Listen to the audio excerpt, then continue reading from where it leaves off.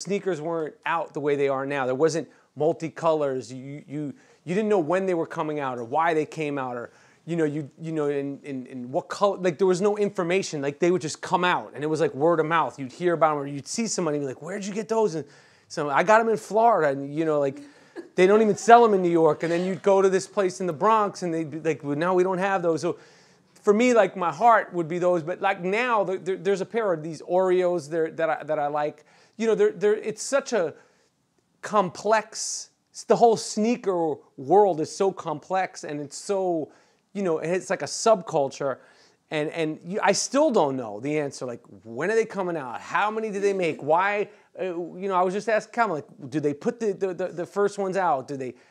Where are they? What's the schedule on them? Like, no one knows. It's like they still keep you sort of guessing and all that stuff. So all that stuff I think is interesting, and I think we'll add into the documentary, because I think there's really no rhyme or reason, like what's the what or when, how. I mean, you get like, oh, on January 25th, so-and-so sneakers are coming out, but then they'll come out again. Or like last year, there was those Federer Jordan ones, and they came out, and no one knows where they are. Does anyone have them? And then people made them themselves. It's just, I think all that stuff to me is more interesting than the actual sneakers.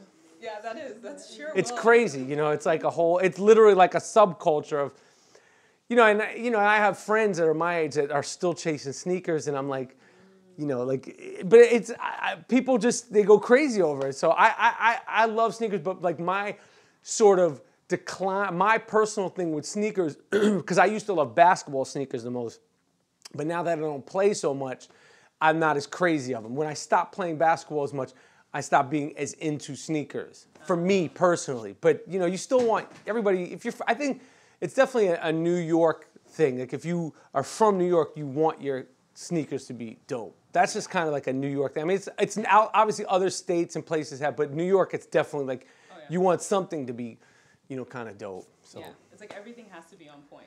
Everything. It's a lot of pressure being from, New York. It's like, even if it's not high fashion, it's like low high fashion or something. So.